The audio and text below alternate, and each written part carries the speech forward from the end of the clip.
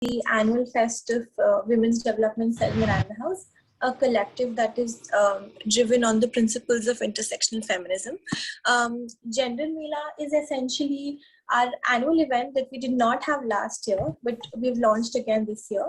And we use the celebration of self as a form of resistance when we come here in this Mela as diverse voices that share their learning and, more importantly, unlearning and contribute to critical discourse. For this session, this session is named Let's Talk About Sex Education, and we're essentially going to talk about the accessibility of sex education in our society, as well as the taboos related to it. We're also going to talk about how inclusive or exclusive it is and how we can bring about a change in that. So today we have two panelists with us.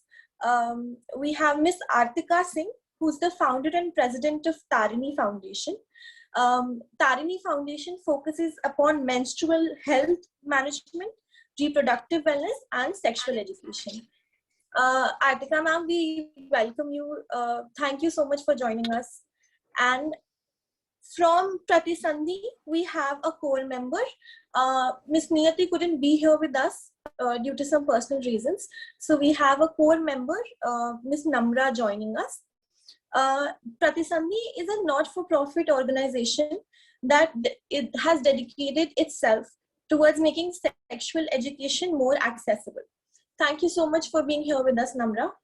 So let's start with talking a little about what these organizations, Pratisandhi and Taarini, their line of work and how it contributes to the sexual education discourse. So if any of you would like to take the stage and tell us about what has been the contribution of your organization pertaining to the line of work and the causes that you're involved with. Artika ma'am? Yeah, I'll just go first. Okay, first of all, thank you so much for the warm welcome, and I'm really excited to be here and to interact with everyone, and I hope it can be a beneficial sort of time spent for all of us. And thank you so much, Harshita, for having us here. So yeah, like she said, that we work in the area of MHM, which is menstrual health management and reproductive wellness. Just briefly going over what we've been doing in the past 2 years. We're about 2.5 years old now. So we started sometime in September 2018, and at the time we started, we felt that there was a big gap in terms of education as well as resources, but also just information in the rural and semi-rural areas. So when we started off, we are also a non-profit organization. So we started off doing just non-profit projects, which would be long-term projects, which meant that if we went into a community, we would basically stick with them for 3 to 5 months, depending on the number of menstruators that are there in that community, and really get to know them through pro formas, through interviews, through fieldwork methodology, and really get to know what are the issues that are there any taboos in that particular society, because it's a little we just assume that if it's in a rural area or a semi-rural society, they will definitely have some taboos. But when you actually go out there, the picture is different. Sometimes you realize urban societies have bigger taboos, for example. So that's what we started off with. And then, of course, then COVID happened and we could no longer be in the field. And then we turned to Instagram, which we did always have, but we weren't really actively using it for anything, just for the reason that the community we were supporting weren't primarily users of Instagram. So we were like, okay, let's see if we can do a bunch of things online.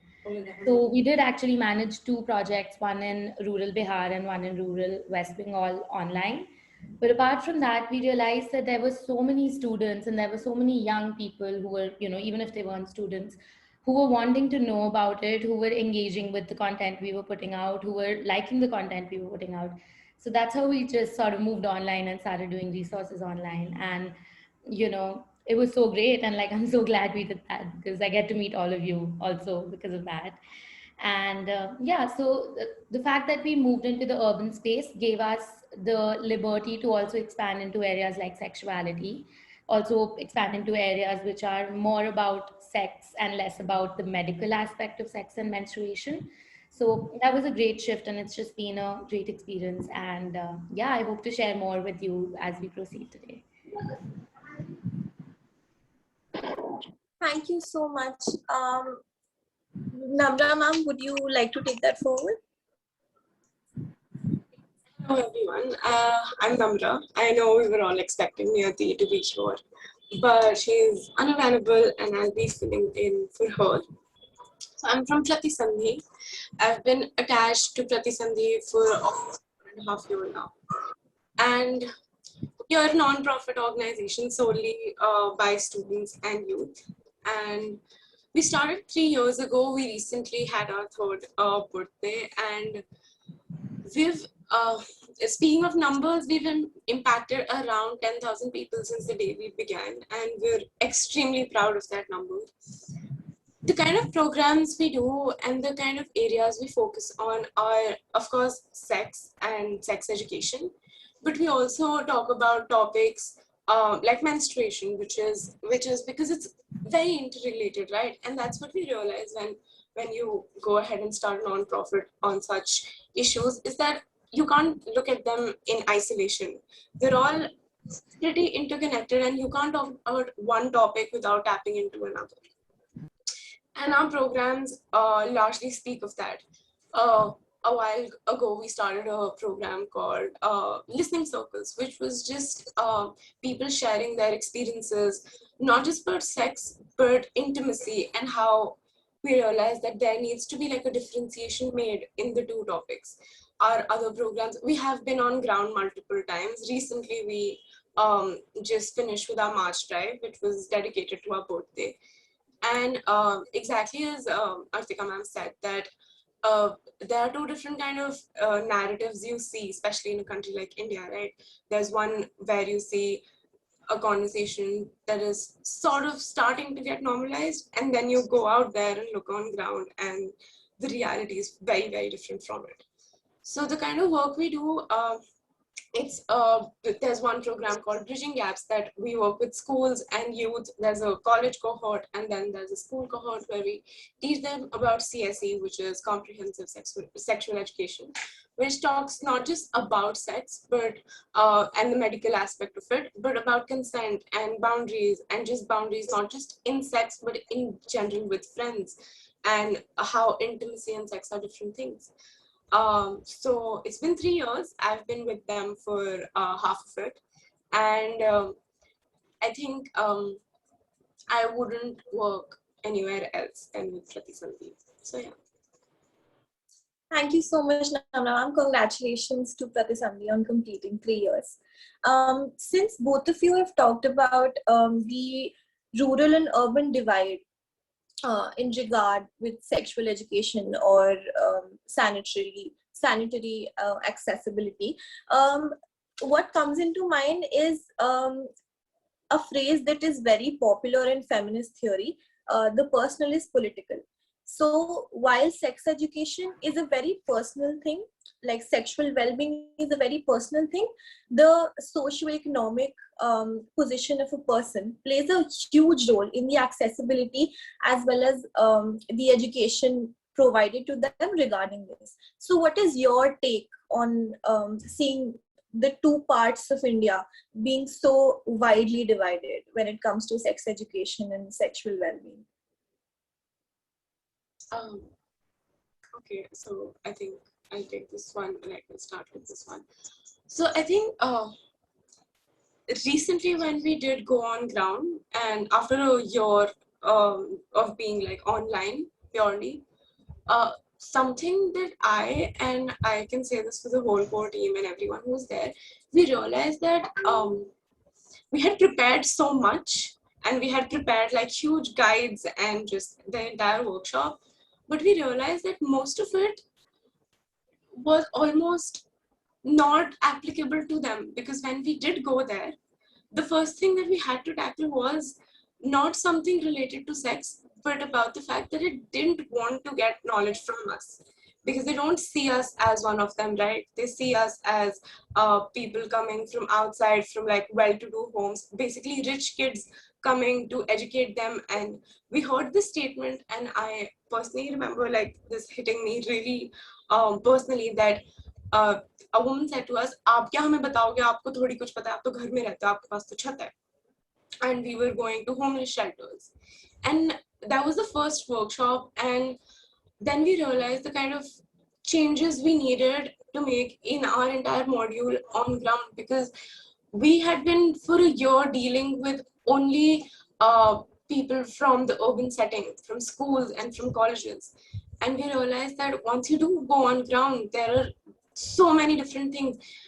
There's the urban sector, or like people living in urban settings who there is a conversation, they have some sort of exposure to it, even if it's wrongful exposure from pornography or media, but they still have a sort of conversation and they can still think about it.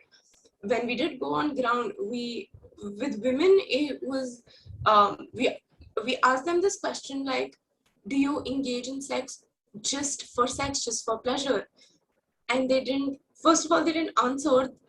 Few of them who did said sex is not for pleasure at all. That's their understanding of sex. And when you go ahead and deal with college students, like recently we did in one of our programs, the kind of responses we got in one of like the first sessions was just, hushes and turning cameras off and just smiles and innuendos. That's what we got in first, like one of the first sessions. And both are starkly different problems, both come from starkly different conversations that we have in different settings. um, and it also makes us realize, exactly as you said, that personal is political. You can't go ahead and talk about sex ed to women in homeless shelters without keeping in mind the kind of economic background they come from, the kind of social backgrounds they come from. A lot of them, we had to deal with different problems in shelters which had largely Muslim women versus shelters that had largely Hindu women. There were different kind of problems we had to deal with, different kind of things that they were dealing with because of the kind of faith they were following. And we had to on ground change the kind of wording we were using, because our modules were in Hindi, but we went ahead in Manirka, which was like a largely Muslim workshop, and we had to use Urdu at that point because a lot of them didn't understand words like prayog is purely Hindi, right? We had to use the word istemal because that was more relatable to them. And that's why you realize that you just cannot look at these things in isolation. It's practically impossible to educate anyone about sex ed, or I think any topic for that matter, without keeping in mind the kind of conditioning they've gone through, the kind of experiences they had because of their social and economic background.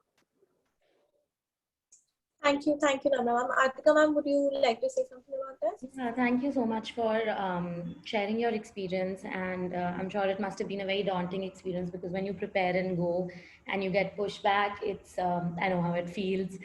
But I'll just share very briefly something that actually may even come handy to you. So I have an educational background in anthropology and public health, and one of the main like big backbones of anthropology is field work, right? And so not even in terms of sex ed, but just field work. So anybody working in the development sector, anybody in this group who's looking to work in the development sector, whether it's education, whether it's sex education, whatever it is, a very big thing to know and understand is that there is a difference. This is not coming from an obnoxious place. There just is a difference, and the sooner you acknowledge the difference, the better you can approach it in, the better way you can approach it in. So, like what you're saying right now. So I just mentioned something earlier where I said we work with the community for 3 to 5 months, depending on how many menstruators there are or how many beneficiaries there are. So honestly, we have a module and we can kind of go and run the workshop in an hour or in 2 hours, depending on how many people there are. But the reason why we work with them for 3 to 5 months is because we want to stay on the ground and familiarize ourselves to them. We don't expect anybody to open up. Why should they be sharing something like their sex life, which is extremely personal to them, or even their menstrual patterns, or about childbirth, or experiences which are very, very humanly personal to everybody, and we basically can't expect them to suddenly start sharing it with us. And they're completely in the right place where they're like, who are you and why should we share this with you? Other than that, there is a whole lot of reverse savior complex that goes on in established places like shelters, like orphanages, like places like these, because they're so used to people coming to them to give them things, that when you sort of enter this territory, they expect you to give them something. And yes, we're there to give them something, but we're also there to form a connect, which is not so much on the surface, because we're trying to understand something that is very, very personal to them, and try to get knowledge about them, so that we can create a module that's for them. Of course, there are some things which are largely there in all modules, which are topics, right? Like we talked about consent or contraception or communication. These are topics that are there, obviously. But when we actually break them down into groups of 10, and each facilitator speaks to 10 people and really gets to know, that's when you start sort of getting an insight into what will work for them and what will not work for them, what is needed for them, what is not needed for them. So that's one of the big reasons why whenever we do a semi-rural or a rural community workshop, we do it for an elongated period of time, so that we sometimes spend the whole first month or maybe 6 week just talking and just generally getting to know them, and getting to know, like, how do you spend your day, do you have kids, where do your kids go to school, like hanging out with their kids. So that helps us establish a level of comfort. And I'm not saying that this connection is fake. Like, every time we finish working with the community and we have to leave the field, we feel a sense of separation as well, as do they. So like, I guess that's one nice way to do it, but the fact that it takes so much longer makes it difficult. And I understand it may not be the best, I mean, it may not be the apt way to go about things every time, but whenever you have the opportunity, that's a great thing. Another thing you mentioned about language, we make it a practice to appoint a field officer from within the community. Or when we worked in West Bengal, we've had language issues too. So we had to appoint somebody who was a Bengali speaking person. And that person also acted as our translator. So again, things like these, you kind of learn on the job, like once you've done it a few times and you sort of learn them. Coming back to your question on the rural urban divide, as you mentioned it to be, I personally don't think it's a rural urban divide in any which way other than access to technology. Because what is currently making information accessible to the urban crowd is the easy access to technology. Other than that, is the quality of content that's going out to the urban groups 100% certified? It's not. Like she said, a lot of the learning is coming from porn. Honestly, if it's coming from porn, I'd rather not it go to those people at all, because that puts in place a whole process of like them learning and believing in something which is not true. And then for us to go ahead and be like, okay, like now let's unlearn. So it's like double the work, honestly. At the same time, it is what it is. So yeah, I mean, I have to applaud that in the past 2 years, it's the whole idea of comprehensive sexual education, or MHM, has come up in such a big way. And, that's just something I can appreciate. But in the urban sector as well as the rural sector, and I would honestly not even want to name them separately, and just say that in India, we have like a long way to go. And we're on like step one, maybe. About about whether it's personal or political, or it should be in the public domain, I feel like it should be in all. It's definitely when one is sharing their personal experiences, those are personal, and they may not, you don't necessarily have to share your personal experiences. You can, if you feel a sense of comfort. But other than that, sex education needs to be brought into the public domain 100%, so that we can have adequate resources. We can have adequate educators who speak different languages. We can have educators from different genders. There is so much gap in that right now. Right now, the whole educators community is a really small one, so much so that we all know each other. Like I knew Pratisandhi when I was starting off. They were one of the organizations I remember looking up at and looking up to. So it's so small, literally, that all over India, we all have like a group of sex educators and everybody knows everybody. So it definitely needs to go out and become larger, and hopefully it will. And when that happens, I guess we'll start shutting the gap.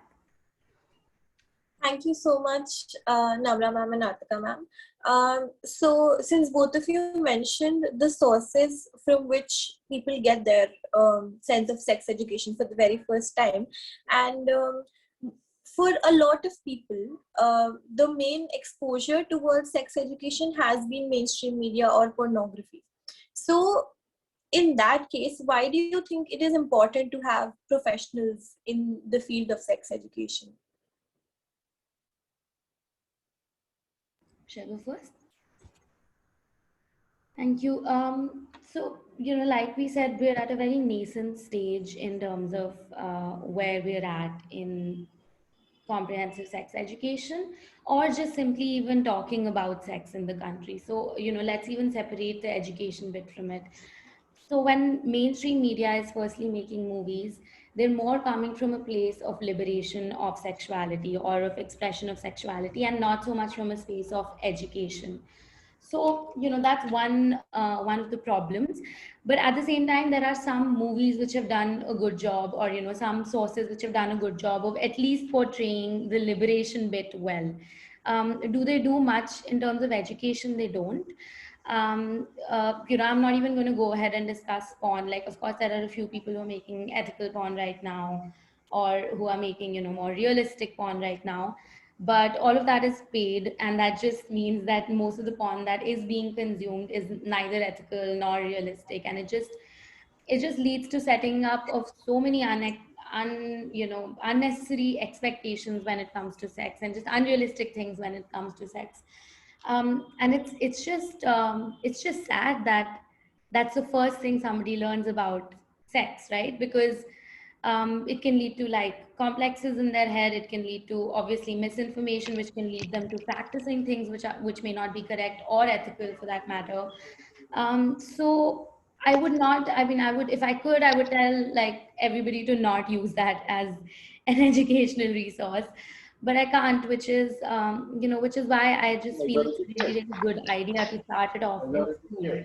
Because when you're in school, imagine it being taught to you like English is taught to you. At least you'll get introduced to the idea of sex education being something that should be taught, and that can be, taught and learned in like a systematic manner. Or you can actually have access to real information, like instead of shutting it down, instead of snubbing the conversation around sex, instead of stigmatizing it, if you just start off even discussing really small topics when you're in school, if you can do that, that will at least open up a person's mind to know that this is a possibility.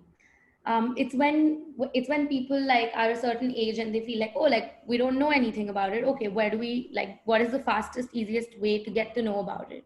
So they turn to the fastest and easiest way, which may or may not be information that's real or true or even cross-checked. So, and I mean, in that capacity, I feel like so many educators are doing such a good job of putting out content, which they're basically putting out for free, for people to come and read. And I think that's really cool. Yeah. I think why is it so important to have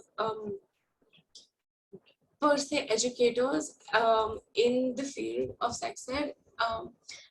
This I'm going to like explain with a very simple example. If all the knowledge about space and science we got from movies, then we would be believing that tomorrow we're having aliens attack us, like literally tomorrow.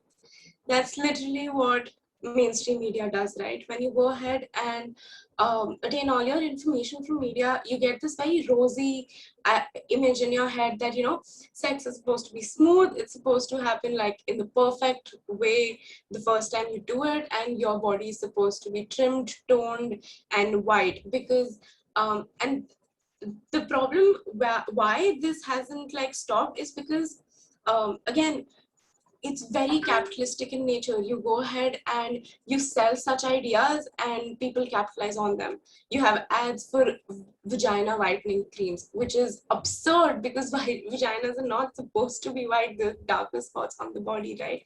But that's the kind of information you gain when you go ahead and look at mainstream media, not even porn, just mainstream media, right? That's what it propagates. Why is it important to have doctors or educators or certified people in the field? Is to give you the reality that it's not supposed to be like that. Because as Artika ma'am said, media creates these unnecessary images in your head. They don't need to be there. They're literally imaginary concept they're creating, because that's not what sex is supposed to be like.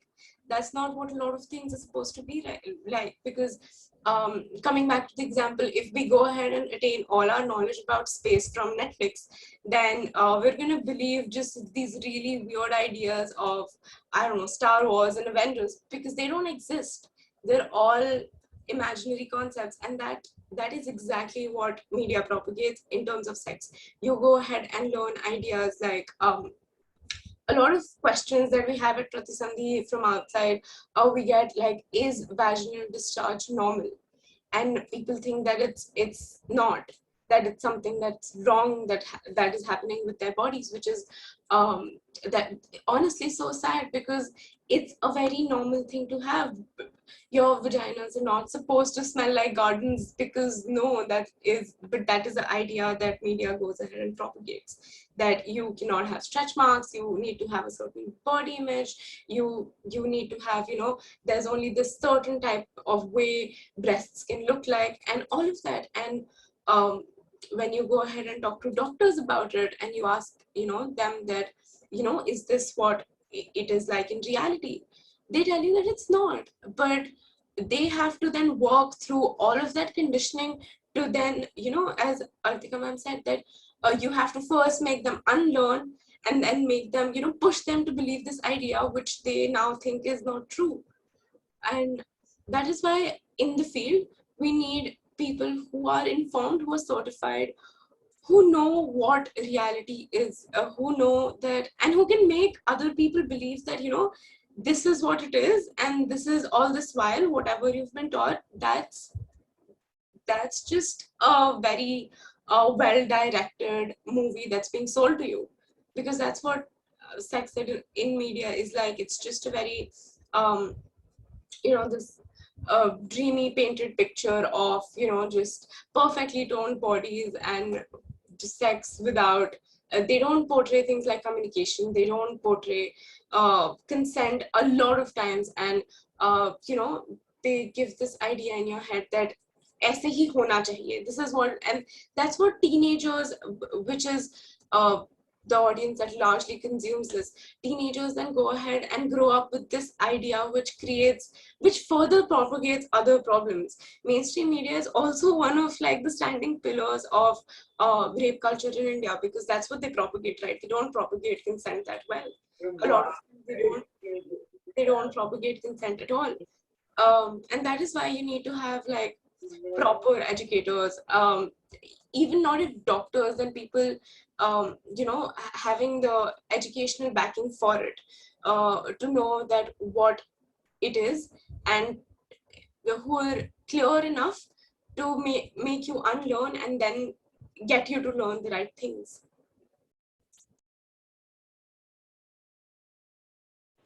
Right, thank you so much. Because I think it is because of mainstream media that most girls grow up to be super conscious about their body, and so many people turn out to have intimacy issues for a very long time. So thank you so much for addressing that. I would request the audience to switch on their cameras if possible, since it creates a more interactive feel to the session and for our panelists. And I hope if there are any linguistic issues for anyone, please put them in the chat box. We'll try to incorporate both English and Hindi if that's okay with our panelists. Okay, so moving on to the content of sex education. So what would you say in very layman terms sex education consists of, and how far do you think that it is to form, and how important it to do so? Namrah ma'am or Artika ma'am, please, if anyone of you would take that up. Your voice broke in between. I think that was a connect. Oh, I'm so sorry. Am I audible now? Am I audible? Yes. Yeah. So, what is the basic content of sex education? In very layman terms, what does it consist of, right? And when it comes to imparting sex education as formal education, how far is that valid and possible? And at what age should that be done, ideally? Should I go first? Okay, that's probably like a really difficult question. That's why I wanted to go first. But you know, when we keep using the word comprehensive sexuality education or comprehensive sex education, people are usually just talking about it in terms of sex education. But when we tell somebody that we're doing sex education or that we're running modules in sex education, I would actually also want it to encompass menstrual health, because that is a part of sex education in a really big way. Like she said earlier, that they are overlapping. Something like reproductive health is a big part too. So talking in like lay language, sex education would invariably include talking about personal boundaries. It would also include talking about mental health, because again, mental health and sexual health are very, very interrelated. And just in that sense, it's such a huge topic. And why I'm mentioning that here is to answer the next question, where you're like, so, you know, what is a good age to start talking about it? So honestly, I feel a good age to start talking about it to somebody, to a person, is when they're old enough to start understanding things. What you talk to them about at what age keeps changing and evolving over time. But it would be in a perfect world, just how when a child is younger, you teach them ABC, and then when they're older, you start teaching them how to spell out easy words, right? Like then you go cat, bat, and so on and so forth, and then it's sentences and so on. So just in the same way, when you feel that somebody is, can start understanding things now, you can start by talking about things like simple things like talking about body parts, because there is just so much stigma around body parts. Like a lot of times and it's not problematic at all to talk to even older people and discuss this with them. In fact, it's great that they are taking the step to learn about it, whenever they are taking the step. But this isn't an ideal situation. Like you can start by, if it's a kid who's young, you can start by talking about body parts, instead of always saying private part and then associating like a sense of shame and guilt with it because it's a private part. You can actually name them, tell them this is a penis and this is a vagina. You can start talking about, this is a gender mela. I think you can also start talking to them about genders in a non-binary sense. I think we are in that place now in 2021 to start talking to your child about things like these. So you can actually start at a very young age and then keep evolving material. I just, from what I understand of it, it's just a very hands-on process that never gets over, right? I think you like bring up, like if you are the guardian to a person or if you're a parent to somebody, you start them off at an early age and you kind of keep going and you keep adding more material to their learning process till they reach a place where they themselves can access that material. Like even for us, we learn something new every day. Like if I talk to another educator, I sometimes learn a whole new perspective, which I maybe not even thought of. So you can actually just start at a very young age. Nobody is telling you to go to a class 5 student and be like, oh, like this is how sex is done, right? You need to build a base. So the earlier you start, the easier it is sort of for that person to even grasp that information, for you to even relay that information in a systematic manner. Does that answer it? Yes, thank you. Thank you so much, Artika ma'am. Namrah ma'am, would you like to comment? So, in layman terms, sex ed has any topic or any area of life that sex will touch. As Artika ma'am said, it's it's way too huge. You don't just talk about, the medical aspect of it in sex ed. There are so many things that you need to talk about. It's not even should, it's you need to talk about, because without those topics being covered, it's almost not even as effective to discuss sex ed. As ma'am said, that a child who starts exploring like his body, children start exploring their bodies around the age of 10, roughly speaking, and that is when they realize that there are different kinds of bodies, and they start to understand things like that a man now goes ahead and realizes that I look a little different from women, and that's the age they start realizing that okay, there are different kinds of bodies. And that's when as ma'am said, that the topics keep changing, but there are always topics that you need to talk about. For a child at 10, you need to teach them about body parts and address them as they are, and not attach that kind of stigma with them, because at that age, if you go ahead and attach stigma, that goes on. Then at 14, 15, you go ahead and talk about menstruation, and you talk about, and that is why there is no set curriculum of sex ed. It's going to be dynamic wherever it exists, because there are going to be different kind of topics that you need to include at different ages, for people with different backgrounds, for people living in different parts of the world. That is going to be different every single way, because somewhere you might even go ahead and need to address the kind of things that a particular region in a particular world, and the kind of faith and culture they have, that is going to be different, and that might even come in the sex side of that XYZ region. And that's why I say that whatever sex includes for that person, the kind of areas that it touches upon for that specific demographic, that is what constitutes a sex ed. Thank you so much for I think you really put it in such simple words that I'm pretty sure that all of us really understood how wide of a topic it is, and how important it is to start from a young age. And I think it would have been so beneficial for people our age if we were also taught about, or at least talked to about it when we were younger.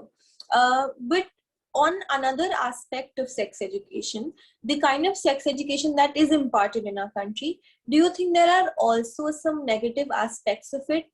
Like, do you think that certain kind or a particular aspect of sex education sort of, implies the idea of, say, regressive opinions on sexuality and sexual expression in relation to that?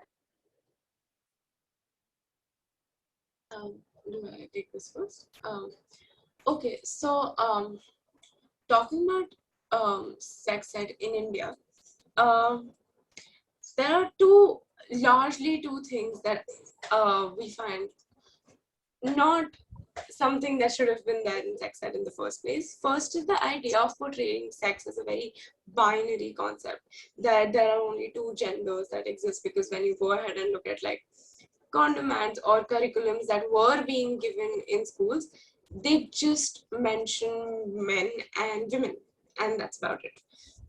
That is the kind of narrative you do not need in schools at that age, because if you go ahead and impart that, then knowledge is heavily restricted to thinking that sex is something that can only should only happen between a man and a woman. And that's not the idea that we need. Right now, the kind of conversation and with the LGBTQI movement gaining such momentum, the curriculum and the narrative is changing. But then again, the entire process and the entire burden of unlearning also happens, because previously they were taught something else. The other idea that is hugely problematic is a lot of schools and a lot of places only teach sex ed in the context that it's a method of procreation, and that is about it. They don't include the aspect of pleasure into it. They take it as an activity. There are a lot of curriculums that mention that you only have sex after you get married. and that is what they mentioned, right? And that is not the kind of that is not true. That sex and marriage are don't need to go hand in hand for a lot of people. And but when you go ahead in schools and you propagate this idea that sex is something that only needs to happen after marriage, that's not the kind of image you need to give. And that is the other idea of not including pleasure as a part of sex ed in India. So yeah, that's the thing. Yeah, so when you say sex ed in India, considering that there is no curriculum in colleges or schools, I'm assuming you mean individual educators. And like if they're doing something problematic. So honestly, just the concept of sex ed in itself is not regressive. Like let's just start by saying that. There are some people, because just as individuals, we all have very, very differing opinions, right? Like in all fields of life. So whether you're talking about religion or you're talking about politics, everybody even in this group, we're like 98 people, so we're bound to have 98 different opinions right now. And now it's like, imagine that some of us out of this group of 98 become educators. So automatically, because your work is a part of your personal life in a really big way, and it's actually just really difficult to detach yourself entirely even when you're working, even though you should, but it's difficult to detach yourself. So a little bit of you seeps into your work, and in that sense we do see educators on and off. We come across educators on and off. I'm not really blaming them or putting them in a negative light here, but we'll come across educators who'll be a bit more conservative in their approach, in the sense that they also want to put out information for people's benefits, but maybe they won't be as careful about your pronoun, or maybe they'll have a gendered and a binary gendered approach to things. Maybe they'll have what we call a heteronormative opinion of what sex is. So when they'll say sex, they'll mean heterosexual sex only. And because of that, their content, like whatever they generate, even if it's accurate information wise and fact wise, it's going to be not so inclusive. And that's the difference. I mean, that's the only difference I can kind of point out. So instead of actually saying regressive or otherwise, there are, of course, people who only talk about the medical aspect of it, which is great. There are people who talk about sexuality and expression of sexuality, more so in the West right now, and a few in India, which is great as well. Like, to each their own. Like, there is no like fixed rule that one educator needs to be telling you about everything. Like there are topics that I feel like I am not equipped with knowledge to talk about, but I know of other Indian or South Asian sex educators who do that really well. Like that's their specialty. So I wouldn't count that as regressive behavior per se. At the same time, as educators, it is our responsibility to stay on top of things in terms of stay updated, know what's right, double check things. So um, I wouldn't say it's okay for an educator to not understand that people identify as different genders compared to the gender assigned at birth, or for them to completely ignore somebody's pronoun preference. So, that's just an area people can do better in. And so I wouldn't say it's regressive. And I would say it's not so much of a problem of sex education as it is of the individual. So I think that individual needs to go through, any individual needs to go through a process of learning certain things, unlearning certain things, having a, change in opinion. And all of that is a very personal sort of process for them. Sex education in itself does not really have any regressive impacts, although I've heard of, like, I think there was a show which there was a narrative about how somebody felt that teaching sex education in school would actually lead to the kids becoming sexually active on the school campus. I haven't seen the show, but this was like narrated to me by somebody. And I can imagine that, like, I can imagine somebody in India saying that, like, oh, like you taught them sex education, so now they're like trying out all sorts of things. So that's just funny. I don't see it having more harm than benefit. Of course, some harm might come out of it. It does out of everything. People who study physics sometimes jump off buildings to try out things, right?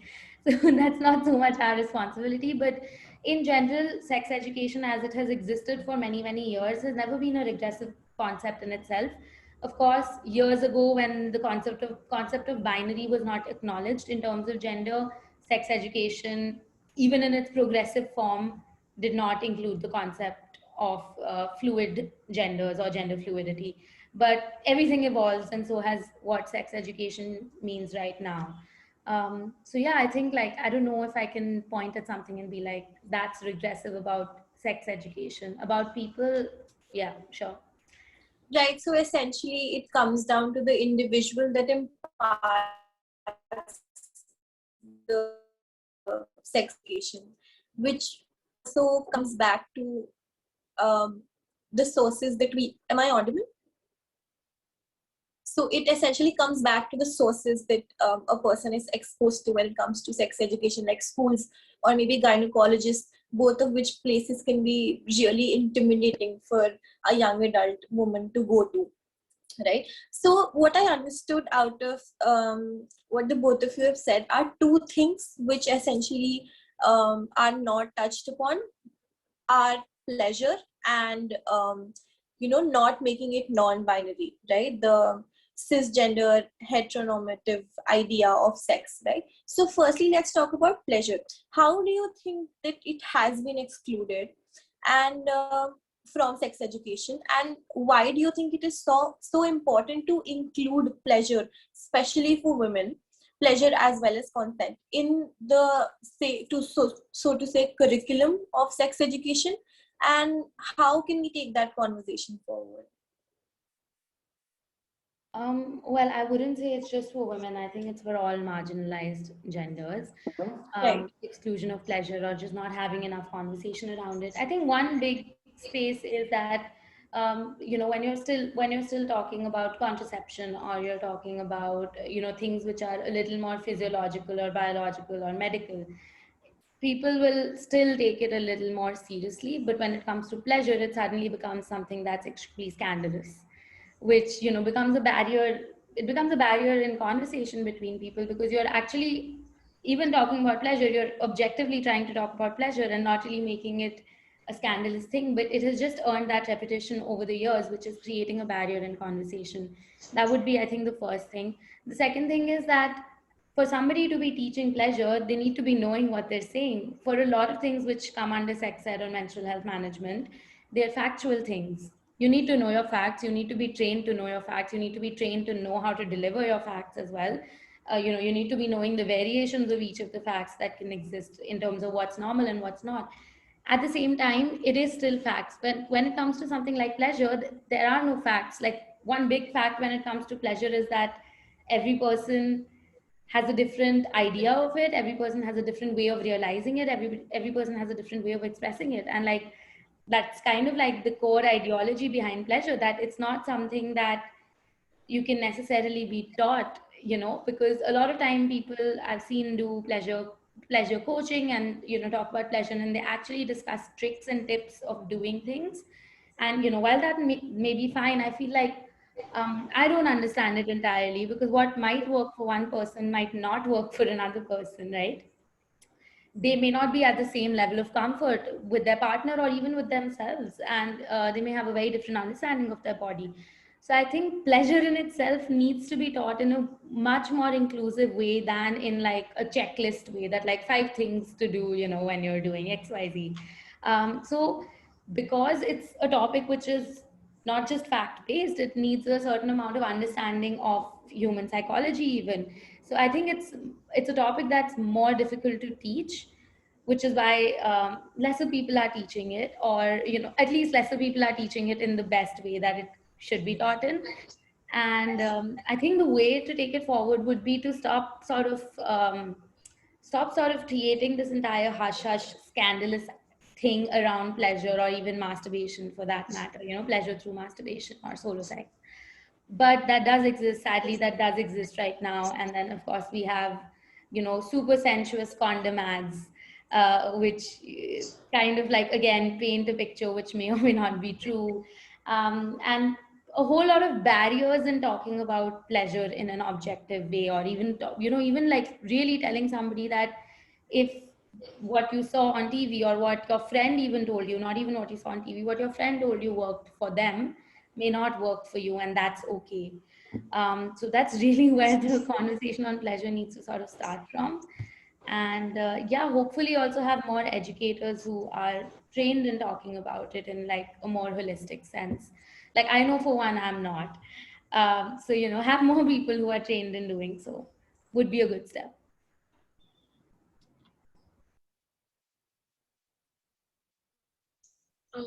So talking about how the idea of pleasure and pleasure for every marginalized gender has been left out of not just sex ed curriculum but the entire conversation in general. I think why simple answer to that would be patriarchy. Why it has been left out, how it has been left out. Uh, the answer to that would be whenever you the previous sex ed modules, not just in India, outside as well, a lot of them didn't really address the fact that clitoris exists, and that is one organ in the body that is solely dedicated to pleasure, and still for years and decades on end, it was never spoken about. A lot of jokes are also there, like in mainstream media, where you go ahead and laugh about it, that it's very hard to locate and you can't find it, which is not true. But why this narrative exists is because it's never been given importance, because sex was for a really long time looked at as a way for man's pleasure and for reproduction, and that's just it, right? Um, how you can include that more in the conversation? A very simple answer to that would be awareness, and as Artika ma'am said, having more people in the field, because it is such a hush hush topic and there's so much stigma around it. A lot of people don't even go ahead and explore it as a profession or something they want to do in life, because log kya kahenge, and with a lot of, I've heard this personally, that why would someone want to have a sex educator on their CV? That is something, that is one of the main reasons why a lot of people, as ma'am said, a lot of people don't know what they're talking about. And that is why you need to have more people in the field who know what they're talking about. Pleasure and sex are even sex as a concept is very subjective for everyone else. For some people, it means penetrative sex. For other people, it doesn't. And that is the kind of conversation you need to have, that sex and intimacy and all of that are different things for different people. And pleasure in itself is not very it's not set in stone that it has to be this for me and not, and this for some. It's not a universalized concept, it's different for everyone else. And the only way to include it is to first remove the stigma around it, which is a huge thing to do. And that can only happen once you actually acknowledge the fact that sex is about pleasure also. And just that acknowledgement is the first step towards doing that. And then you can go ahead and think of ideas where including it in just normal curriculum, or having a subject compulsory in schools, which is named as sex ed. That's the later stages of it, just acknowledging the fact that a concept like sex exists, because a lot of schools just go ahead and admit that they don't even include in conversations. A lot of people, I've personally seen like schools just giving projects on the reproduction chapter and not teaching it in classes. And why they go ahead and do so is to avoid the entire topic of sex. And just acknowledging that sex is there, it happens, it's normal, and it's for pleasure as well, is the first step of like including and making it more inclusive in general.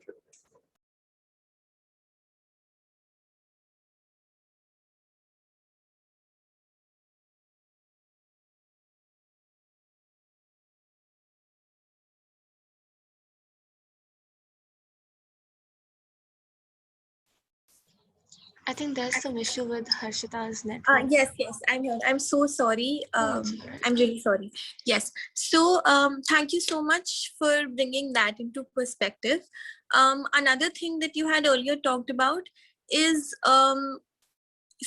mainstream sex education being extremely cisgendered and heteronormative, and also apart from gender, it also leaves out sexuality as a concept. For example, asexuality, right?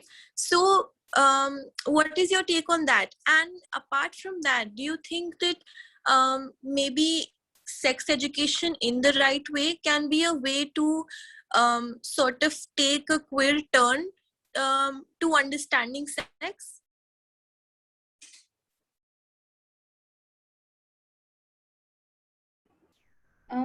Yeah, I mean, yeah, what we said was that sometimes we come across people who are sort of following a more heteronormative aspect of things when it comes to sex education. But people in general, I mean, we come across a lot of people in general who are following a heteronormative structure of doing things, even if they're not educators. But when it does come to educators, I do see people making the effort to learn more and to understand things, and to move away from the heteronormative thing. So I wouldn't be like, oh, like mainstream educators are all pushing forth a heteronormative notion of things. At the same time, we are over and over discussing how media and mainstream media has become a source for sex education, or at least a source for information. So I do see a lot of brands who are doing products which, I don't know, they pull forward some, absurd narrative, like the vagina tightening cream, there's a brightening cream, tightening cream, underarm lightening cream, hair removal creams, you name it and they exist. Even when it comes to like condoms or vaginal washes, and, there are all sorts of things, or like lots of things which are, so heavily unnecessary. So if an educator was talking about them, they would tell you that they're unnecessary, but because the brand has to sell that item, they will 100% tell you that it is necessary. And that's very problematic, not so much as the educators. Now there are some educators who, I don't think they're deliberately doing it, but who may not have the complete information about sexuality, so they stay away from talking about it, which is okay because there's always somebody else to sort of fill in for them.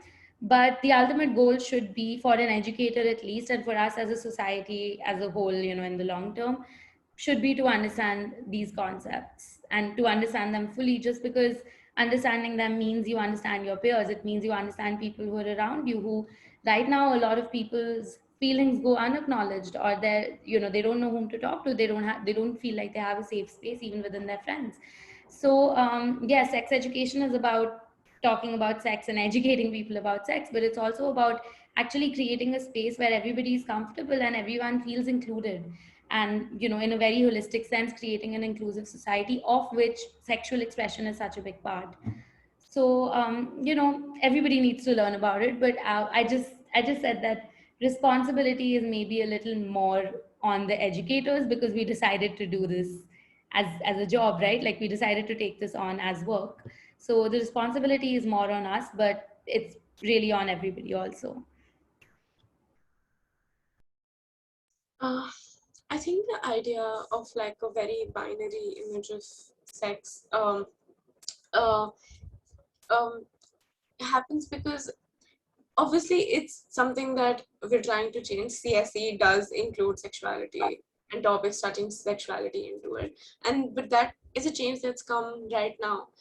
For a really long time, yes, the image of sex and sex ed in general, the idea was very binary. Uh, Talking about how it can be used like as a tool uh, to further the idea of like a you know, of a more inclusive narrative about sexuality in general.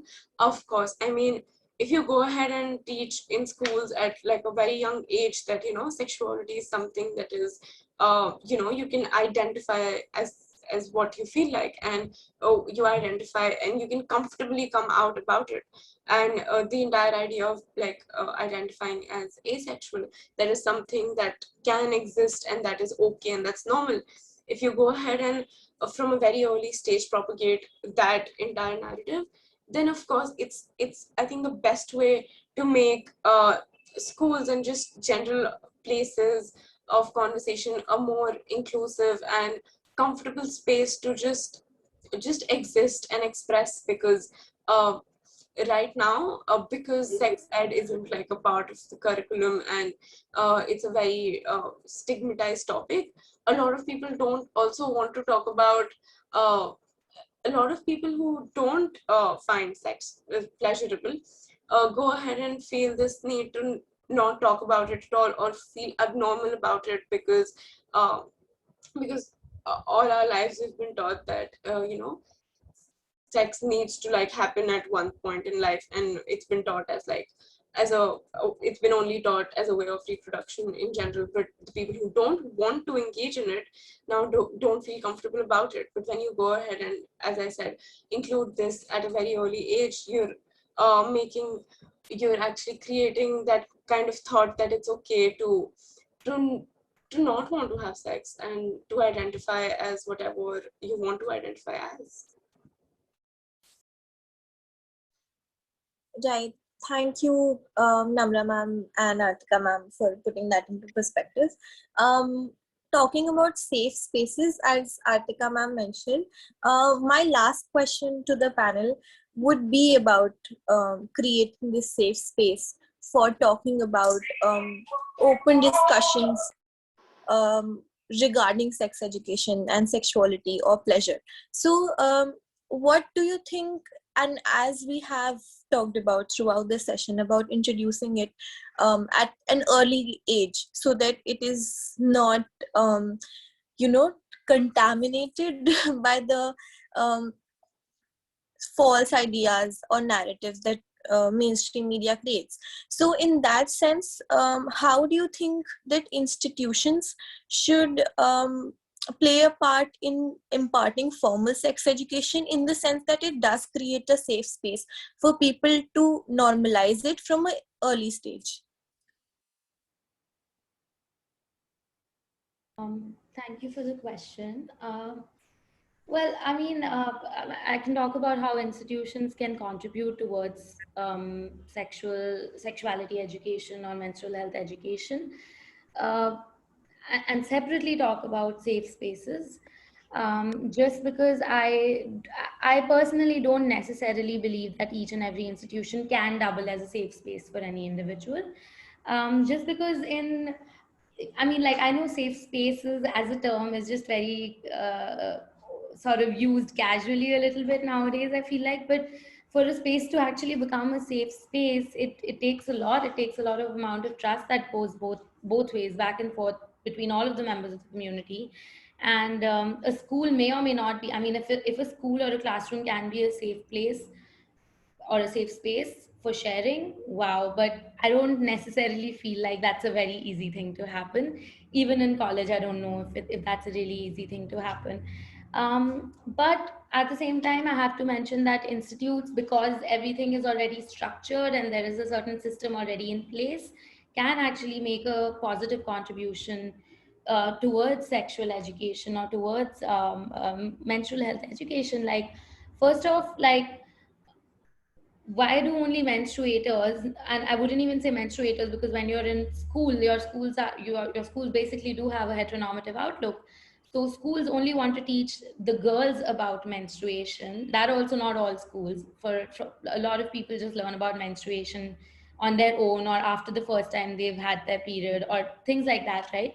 So first of all, you can just start by teaching menstruation as a topic to everybody. It is already a part of the biology syllabus in, I think, class 8. So that's already there.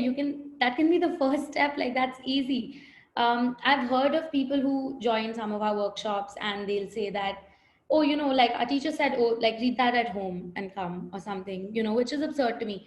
So I remember being in school and we were taught the chapter, but we were taught it in a very, like, subdued manner. And I went to a school that was an all girls school. So we were all menstruators in the class anyway, but we were still taught in not the best way that we could have taught. And but that is that's an already existing natural opening to talk about this. And when you're in class 8, it's even age appropriate to start talking about these things, right? Like, CBSE and ISC wants you to learn about it in class 8. Like, that's a really easy place to start with. So I think that, I would say, should be the first place to start with. But if they were willing to put in more effort, and if people were willing to put in more effort, again, I would say that easier topics should be included right from like class 4 and 5, and then subsequently in each grade a topic should be taught. In a lot of schools, the biology teachers double as teachers who will also teach sex ed, which is, I mean, it may or may not be the best fit, but schools can actually have their teachers trained in sex education, and have them certified in CSE, and have them talk to the kids, because they already have the resources, they already have the classroom, they already have the groups. So there's so much that you can do at the school level, and there's so much you can do then at the college and the university level. And right now it just feels like all of those resources have just been underestimated and are not being used at all. When it comes to safe spaces, that's a whole different thing. And you can actually find a safe space in just one person. You can actually find it on an Instagram page that you anonymously reach out to. You can find it with your parents.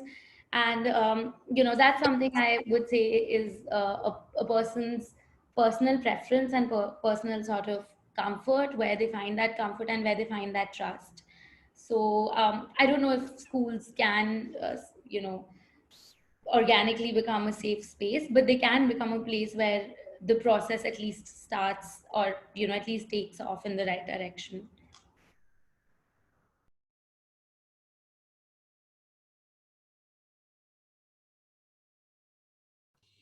Namrah ma'am? Yeah. Namrah ma'am? So muted, realized. So sorry. So I completely second Artika ma'am where she says that safe spaces are subjective from person to person. Not every place can become a safe space for everyone. But I think what schools in particular and just educational institutions can try is to at least have that environment that is inclusive. The individual might not opt to take it as a safe space, but at least the educational institution can aspire to have the sort of like acceptance into the conversation that they're having, and that's the only thing that they can do about it, because it really depends on the individual if they trust the place as much or not. What they can do is try to become worthy of that amount of trust, and become more accepting in the kind of conversation that they're having about sex ed or anything in general. Talking about how teachers and like educators need to like include need to talk about sex. As Artika ma'am said, schools have the infrastructure for it, schools have the resources for it, they have the children, they have teachers, they have educators who have experience in like dealing with kids, they have the teachers who've been attached with these kids for a while, they have the rapport for it. Schools can try and impart that knowledge with the kind of resources they have. They can get, as ma'am said, get certified in sex ed and then deliver it in their institutions. And I think a safe space is an entirely different thing, and it depends from person to person. But the responsibility on schools and educational institutes is always there to just try to become that space, even if they won't in the end, but they always need to do that, because that's a burden that they have taken once they become an educational institution. Right. Talking about educators, as you both mentioned, the first educators that we as children come into contact with are our parents. And even in our houses, especially Indian households, it is a really uncomfortable topic to talk about sex, or ask our parents about sex education, what is the right thing to do, talk about our gender or sexuality. So how do you think, if at all, it can, such conversations can be taken ahead at home? If you do think that can be done, what would you tell all of us to do so that those conversations become a little more normalized at home? Do you want to just, okay. So I think it's a little bit about the information gap that comes with the gap in the generation. So automatically we have, for example, we have a few members in our online community who are either going to be parents or are young parents themselves, and we get questions from them saying, "Oh, can you share resources on like what we can use for our children?" So they are already normalized to the idea of sex education because they belong to a generation where they were exposed to it. And because they are already normalized to the idea of it, they do think of it as part of their parental duties to take up the conversation with their kids, either when they have kids or when they feel their kids are in a certain age, or they want to know about what is the age that they should start talking to their kids, about these things.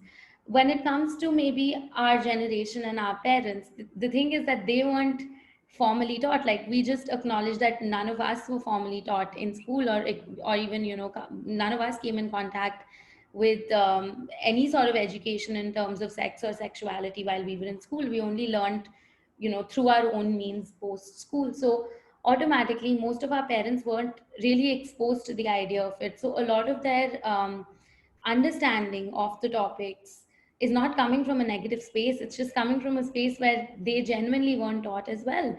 They did not even have the liberty to talk about it to their parents, for example. So like, it's not like they're doing something wrong. They think this is the normal. Like, for them this is the normal, and we feel differently. And with so many things in the world, there is always like a generational conflict, and this is just one of those spaces.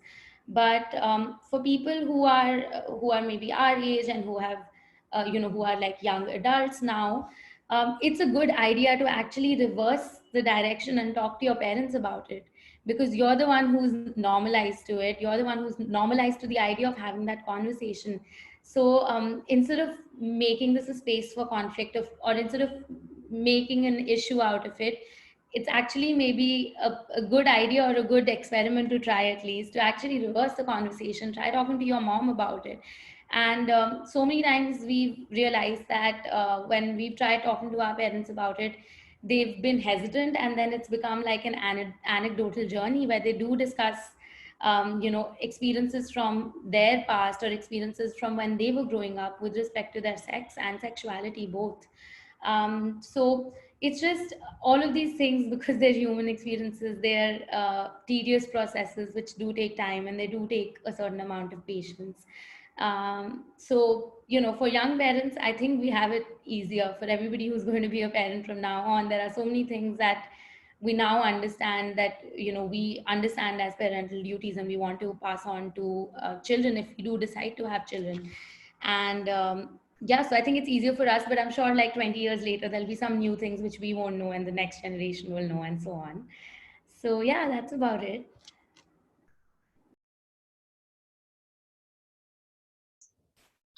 So as Artika ma'am said that you know there's always going to be a generation gap, and there's always going to be a difference of thinking and the kind of mindset we have and our parents have and we as parents will have.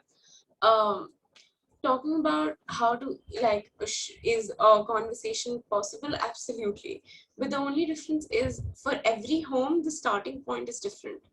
For some parents, the conversation, they might be even just comfortable if you go ahead and like, let's talk about like sex today. For other homes it might not be, and that is why it's subjective at every home. What we as children can do is present the conversation that we want to have in the most digestible way possible and start from there, because some parents might be open to just talking about it openly, but some parents, you might need to like give them a little more information and expose them to the idea that this is something that I want to talk about. So for every home the starting point is different, and you need to gauge that, and every child needs to gauge that on their own, and compose that as ma'am said, that it's not coming out of a place of that they don't want to talk about it. It's coming out of a place of they don't know about it, they were never taught about it, and they could never speak about it as well at their houses. So that is something that we as children need to keep in mind, that our parents are not trying to avoid it, they just don't know that it needs to be addressed. So I think that is certainly something that can be done. Other than that, as Nan said, we as parents will face different challenges, and our children will have to deal with them. And we as children are facing different challenges, and our parents are having to deal with them. So yeah. Right. Thank you so much to our panelists for talking to us. That was the last of our questions. Are there any questions from the audience? I'm pretty sure that there would be, considering the nature of discussion that we're having. So if there are any questions, please either put them in the chat box, or you can unmute yourself and ask.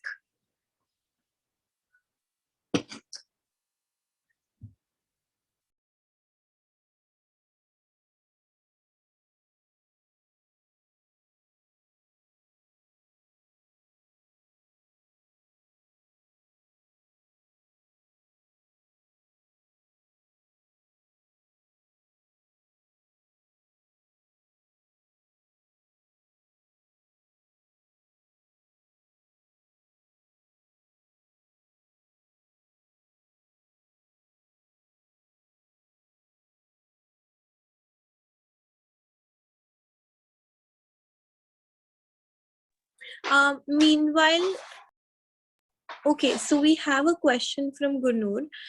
So what could be the right source on the internet to know about it? It meaning sex education. Thank you for the question. So when we say right source, there is no such one right source to talk about sex education. Like even we as educators do refer to different books and refer to different sources online as well. So it really depends on the topic that you're looking at. And there are some organizations that have a really good model of an XYZ topic and another which has really good model of another thing.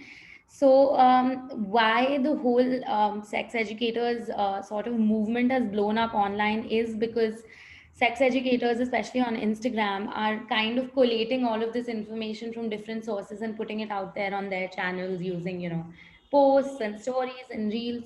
So a good idea is to it's actually the easiest thing is to check out some sex educators and see what you think is working for you and whose content you think is resonating the most with what your goals are in terms of what you want to learn about sex education. Then, of course, one website that I can name is the Planned Parenthood USA website, which is just plannedparenthood.com.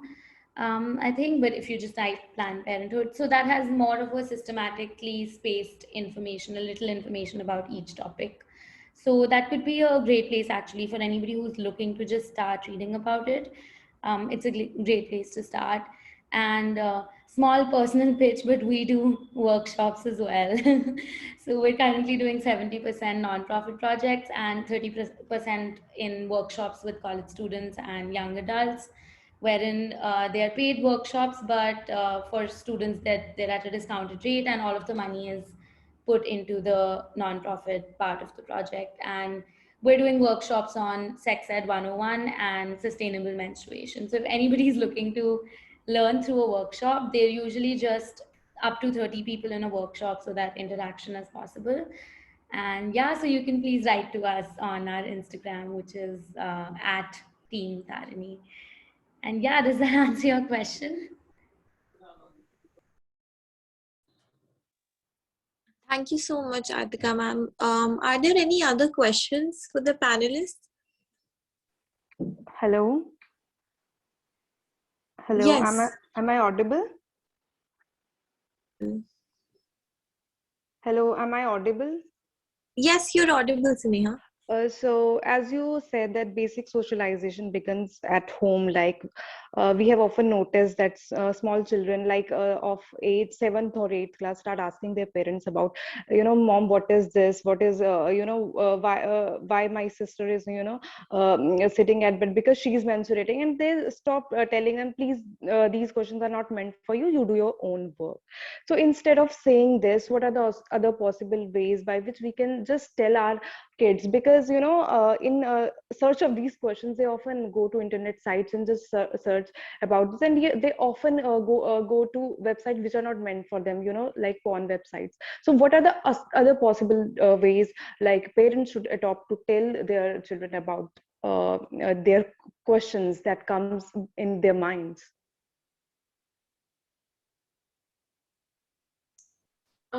So,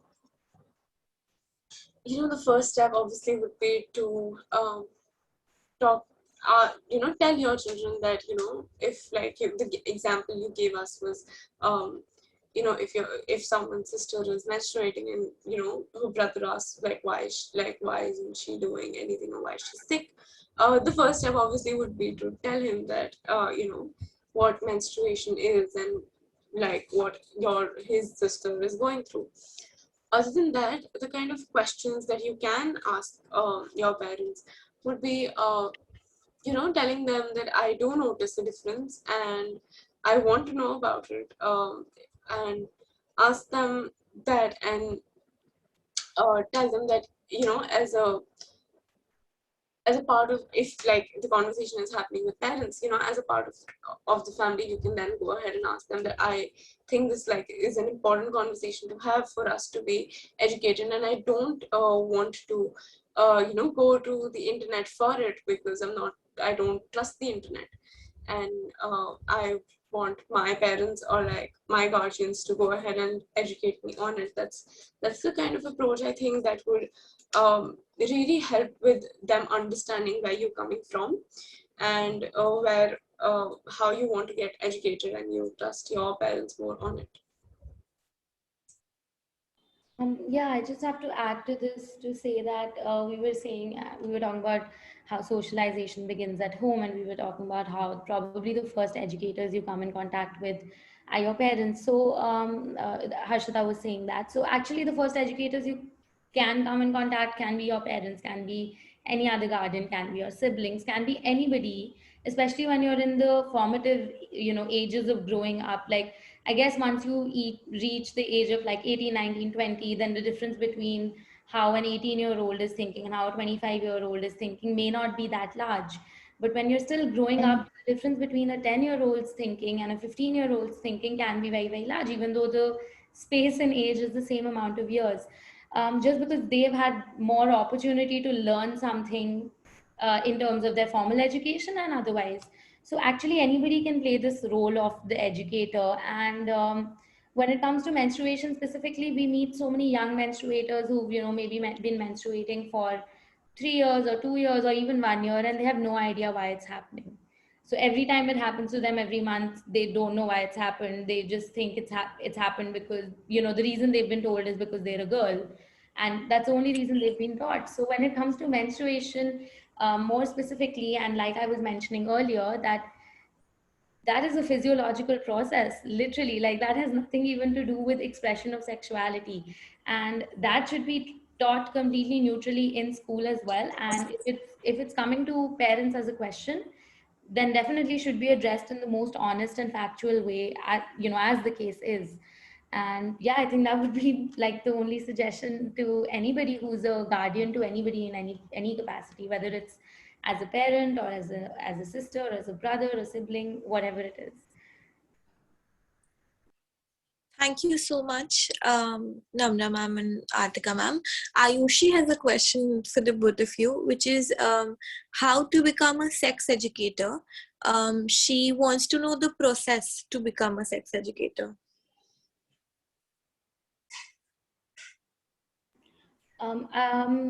Honestly, you need to have the interest in the field of work. Like, it's one thing to want to know more about a certain topic, and the second thing to really also want to teach it to people, right? Like, it's the same as like, I do like history, but do I want to teach history as well? And I think that would be step one, to actually identify whether or not you have an interest in it. Of course, it's completely fair that a lot of times people do something for a bit and then they might realize that their interest really doesn't lie here, but that's okay. There's no educational prerequisite for it per se, but if you do have an inclination towards a certain thing, then you can also choose subjects accordingly. For example, I was already working in mental health management while I was in school. So when I joined college, I studied action anthropology along with public health, just so that it gives me backing. But 90% of my team does not actually have an educational background in public health. So, that's not something to stress about. Then there are a bunch of doctors, there are a bunch of educators, and there are organizations that do certification courses. So all you need to actually do is get certified. And what happens next is it actually just depends on how accountable you are as a person. So for example, my team gets recertified every 6 months, even though information doesn't change as quickly as 6 months, but we just do it as a practice just so that we're always prepared. But usually you should get recertified every 2 to 3 months, or try getting certified by different organizations so that your pool of information keeps increasing. And of course, a ton of it comes from actually running the workshops and really seeing if that feels like a safe space and a comfortable space for you to even talk about it. Because it's very different to like learn modules, and a whole different thing to like talk to people about it, answer their questions, and so on and so forth. And it's really like a performing art when you're talking to people about it. So I think that has a role to play. I think that would be my contribution to this.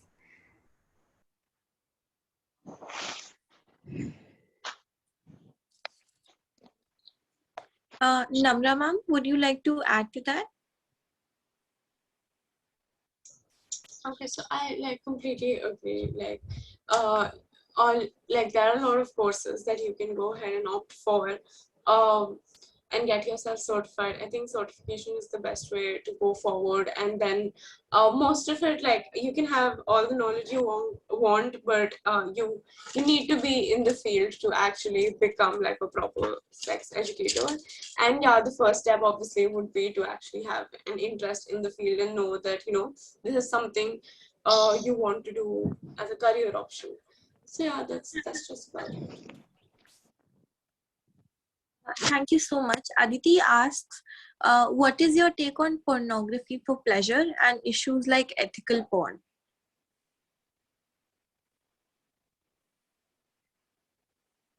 Can I go first? Okay, thank you so much for this question.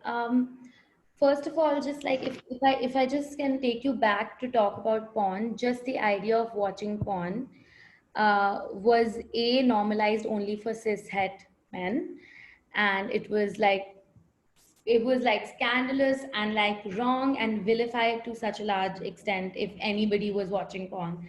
So the first movement that happened, which came along, the first wave of feminism, was to actually normalize watching porn for everybody, right?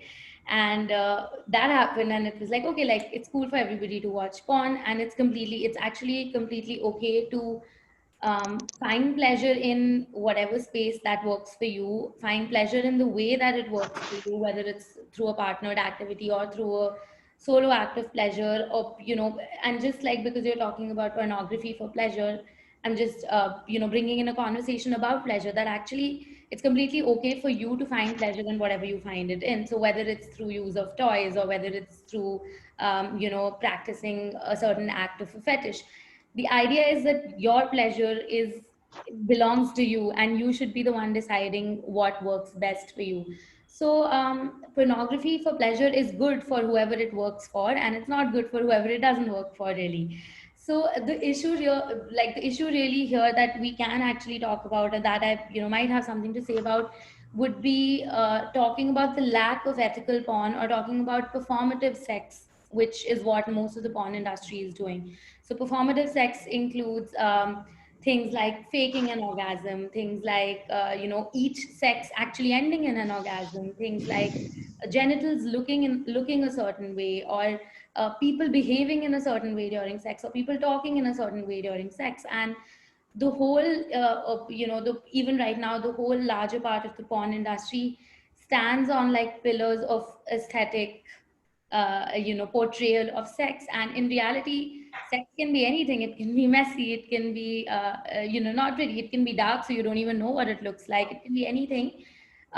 Except there are a few things which we want to say are 100%, that should be there 100%. The first one being consent, which again, porn really doesn't acknowledge the concept of consent. And even if it's sometimes some, porn films, you'll find a certain sense of consent, but it'll be there to like fetishize the whole thing.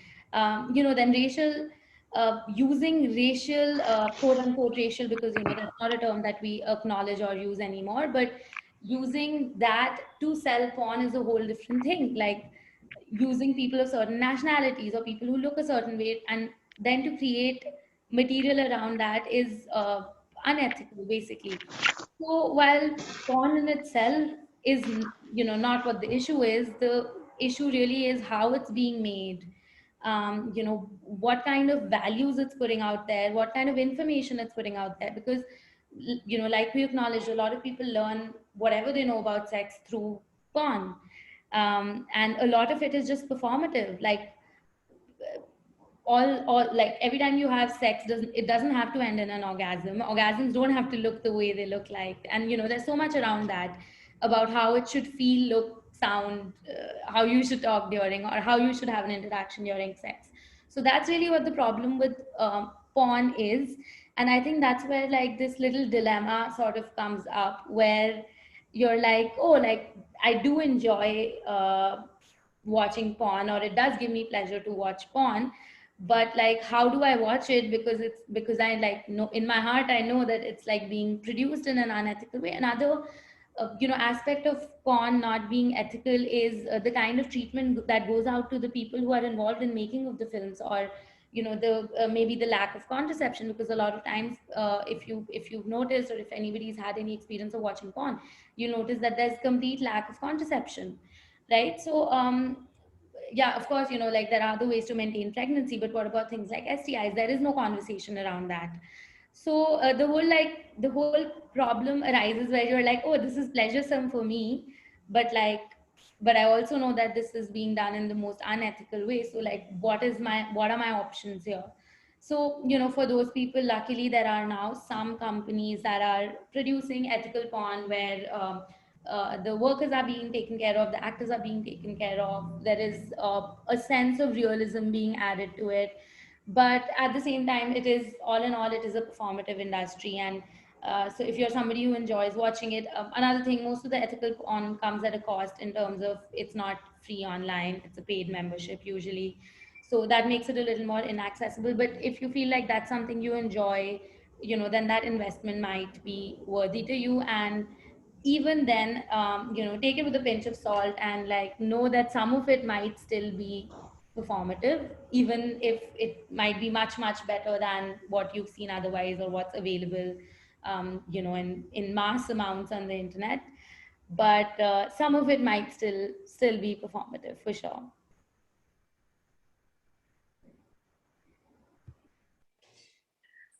Thank you so much. Let's move on to the next question, which is by Radhika. How to create a sex education inclusive environment as a teacher, which is in accordance with the curriculum and not very problematic with the social environment, especially in regards to elementary schooling.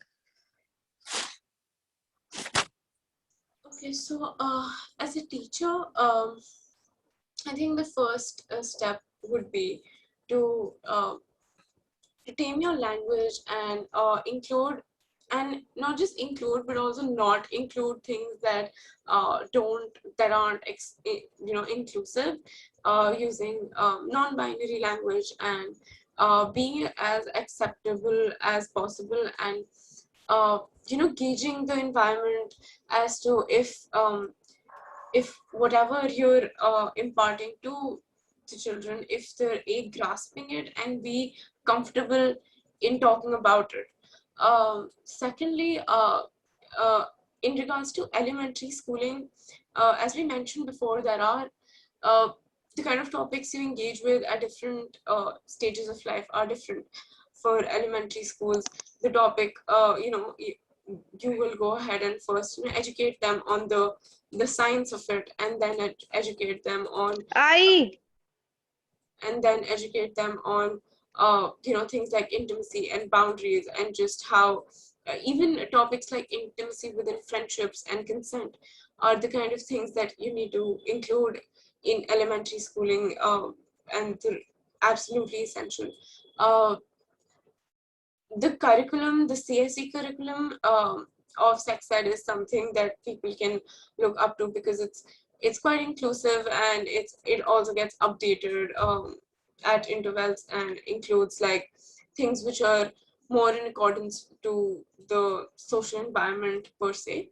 So yeah, as a teacher, all you can try to is be updated and gauge whether the kind of knowledge that you're imparting is comfortable with your students. So yeah, that's about it. Thank you. We have another question from Sakshi. I think there is also a gender bias in this, as men can share such type of traits, while on the other hand, women and girls are not supposed to share this kind of sexual traits. So how can we bridge this difference according to you?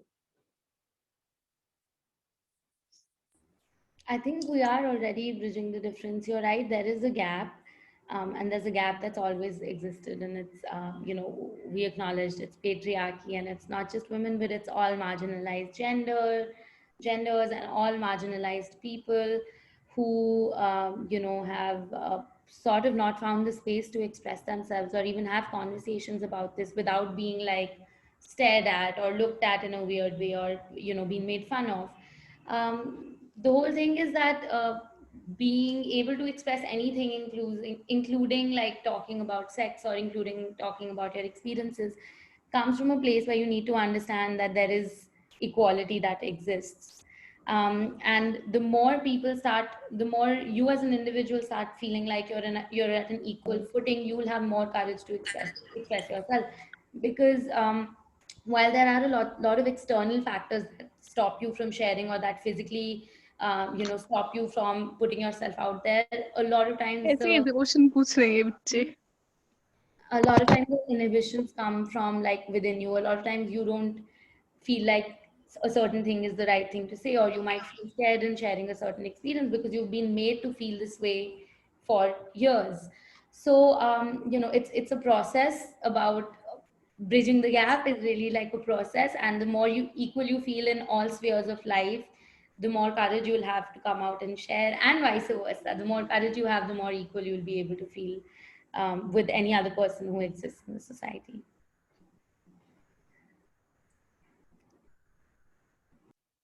Right.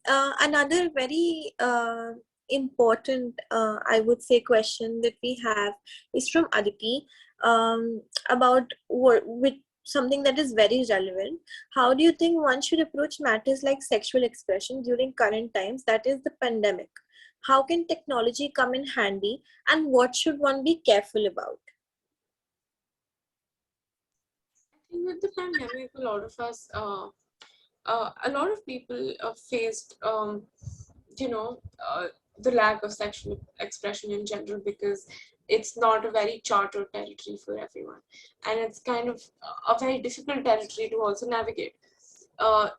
There are things that you can practice. One of them that we also talk about at Pratisandhi is ethical sexting. That is something that comes in handy with current times, that is pandemic. Things that you should be careful about, always be mindful, is consent and things like privacy. One thing that ethical sexting does include is, if you're exchanging media, then not, having consent of not sharing it forward, or just keeping it, making a safe environment to have that kind of conversation online, is something that you really need to be careful about, because yes, it becomes a little more difficult to gauge if the person is comfortable or not. So consent, ethical sexting are two things that that come in handy in current times, and also things that you should be careful about. Yeah, I think when it comes to using technology as an expression of your sexuality, now again, expression of sexuality for different people could mean different things, right? It could actually mean engaging in an act of sex with somebody. It could actually just mean watching something. It could mean reading something. It could mean practicing solo sex. And again, technology right now could mean like a multitude of devices, right? Like, so something like safe sexting is one of the expressions which, you know, comes into play if you're in a partnered situation. I think what you just like need to sort of remember when it comes to you know, honestly, you need to be careful even in in-person interactions with people, and even in an in-person expression of sexuality, for sure. But when it comes to technology, because a lot of things are a little bit out of your control, you know, like a picture once sent is sent, for example, or a post once posted is posted, and even if you take it down, there is a chance that you know, 5 people may have seen it, or so on and so forth. So with technology, it's a slippery slope, which means that you can go down it, but you just have to practice more caution, and that's just the rule. Like, that's it. And more than anybody, you're doing it for yourself. So a lot of it matters. A lot of it depends on what works for you. Like, it's easy to say that, oh, like safe sexting is a good way to be, you know, in a pandemic situation where you may be in a long-term situation with your, you know, in a long distance situation with your partner. But to some people, it might just not work. It might make them feel really, really uncomfortable. So just because technology exists and just because you can do a certain thing doesn't necessarily mean that you're comfortable with it. So it's kind of also easier to just kind of get carried away with the flow, and consent in itself can become such a fluid thing because and especially happens when you're with long-term partners, that when you're meeting somebody new, it's still easier to say no, right? And it's still easier to establish boundaries.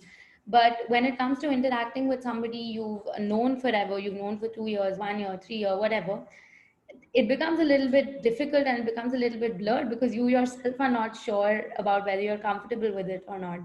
So, you know, everything said and done, it is a tough time for everything and any sort of interaction, including sexual expression.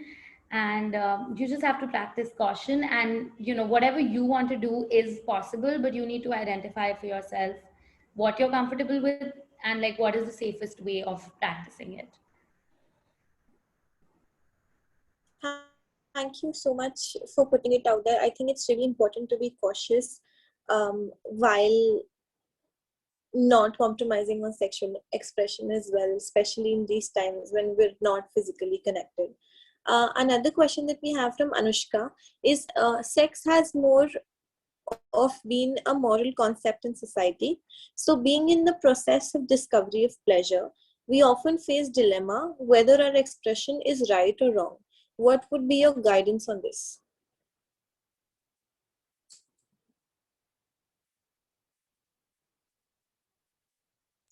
I think a create sex has been for a lot of people is a very moral concept, and about the right and wrong part, honestly, it depends on what feels right to you, and exploring and seeing what works for you and what doesn't. And uh, as we mentioned before, if consuming ethical porn is something that is an absolute priority for you, then you go ahead and do that. It's the ethical thing to do. And that is why it is so subjective, right? Because for a lot of people, penetrative sex is pleasurable, and for a lot of people it isn't. So it really depends on what you explore and how you explore it, and if it feels right for you or not.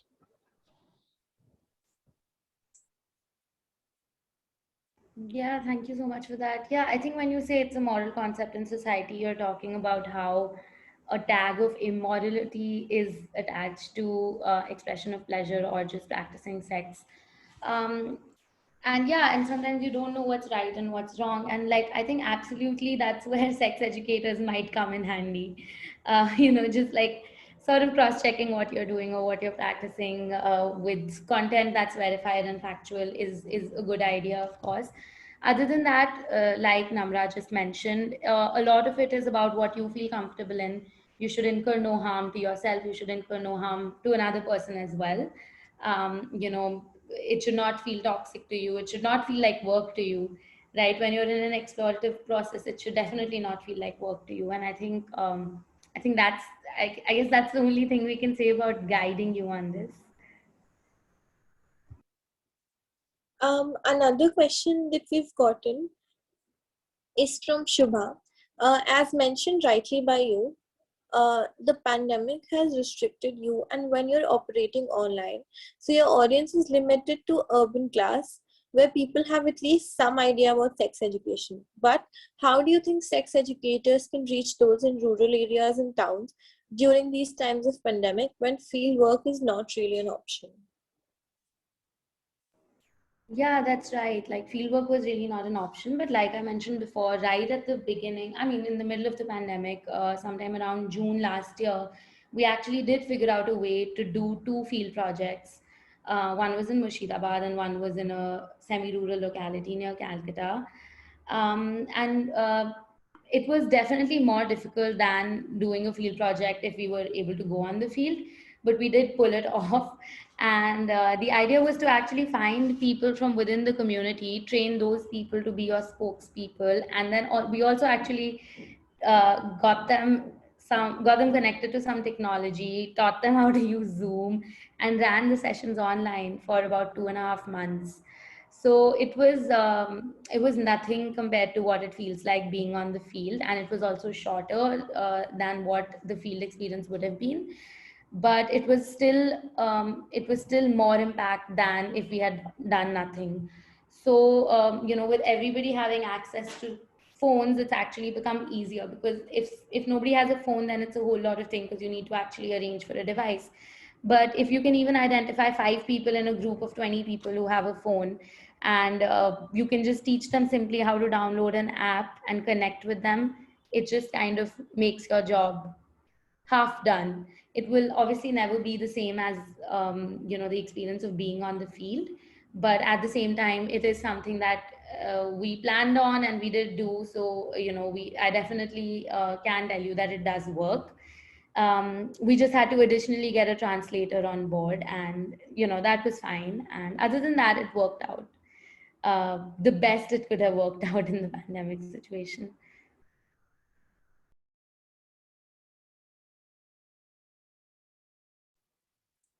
All right, are there any other questions?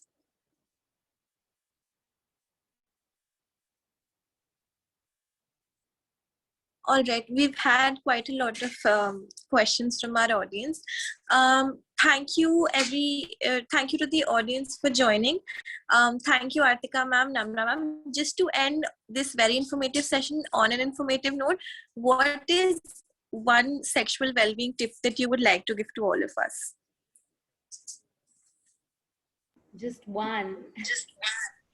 Okay, I would say know your body, because I think that's number one step when it comes to pleasure, or it even comes to the medical aspects of actually start learning about taking care of yourself. So it's a very good idea to first know your body yourself, and post that, even if you have a partner, you'll actually make the job easier, because you'll be in a place to communicate with them. And I think one more, which is really important to me, if you're somebody who's sexually active, and if you're somebody who dates casually, it's like super important to get tested every 3 months. Even if you feel that everybody is okay and nobody has any symptoms. So yeah, I think these will be the top two tips. One for like somebody who's just beginning to explore, and one for somebody who's having some sort of interaction. I think from my side, Namrah ma'am. I think from my side, it would be this is something that we were taught also, that look at yourself more often. And that just means whenever you're like in the metro or just passing a screen, just look at yourself and just do that more often. And just acknowledge that however you are, you're beautiful, and that is something that really builds on to the kind of confidence you have, whether you're exploring yourself on your own or with someone else. So yeah, that would be look at yourself more often. Thank you so much for that, Namrah ma'am and Artika ma'am. Now I would like to invite our president, Aditi, to deliver the vote of thanks. Am I audible? There's a lot Yeah, of perfect. background noise, so I'm really sorry if at any point it gets inaudible. Thank you, Artika ma'am, Namrah ma'am. It was wonderful having you today. And thank you to all the people who could join us. Um, as we all rightly said that none of us, most of us have not had the luxury of having sex education in schools and even in colleges. My first time the first time I got to hear the S word, the sex word, the word masturbation, and all these taboo words that we were taught from the childhood was when I was 18 and I stepped into college. And it was the classroom experience, which was not about sex education, but just generally. It was very discomforting at first. And that was the moment I realized that um, we did something wrong. It shouldn't have been this way. And now the onus is also on me as an individual to educate myself and cover up for what I didn't do as a teenager. I think that this session was really important for all of us to start thinking about a lot of things when we think about sex, because most of us now have a certain idea about sex and what we mean by sexual expression and whatever we understand of sexuality. But I think it's high time that we take a conscious decision to make ourselves more aware, and also the people around us. And you both did that so brilliantly, and we are more than grateful to you for that. Things like understanding consent, understanding boundaries, communication, and also breaking this entire heterosexist view of sex ed, and also breaking this entire taboo of pleasure. These are certain very important things that you have brought forward today, and we are really grateful to you for that. Thank you for accepting our proposal and joining us today, and thank you to everyone else for joining. And we hope that this conversation continues, and this is just the beginning. Thank you. Thank you, Aditi. Again, a very big thank you to everyone for joining. It has been a great session for each and every one of us, and I hope that all of our audience gained something from it. This was the inaugural session for our annual fest. We have more sessions coming up tomorrow, so we hope to see you again. Thank you so much. Bye-bye. Hi, thank you so much for the kind words, Aditi and Harshita, and for having me. And yeah, I hope you guys have a great fest, and I hope I can join one of the other sessions as a viewer as well. And yeah, thank you so much for having me, and thank you to the whole team of WDC for putting this together as well. It was great being here. I know like Niyati was supposed to be here, but I'm glad I could come here and talk about sex ed, and best of luck for the fest. I hope it goes really well. Thank you, Aditi, and thank you, Harshita, for having us.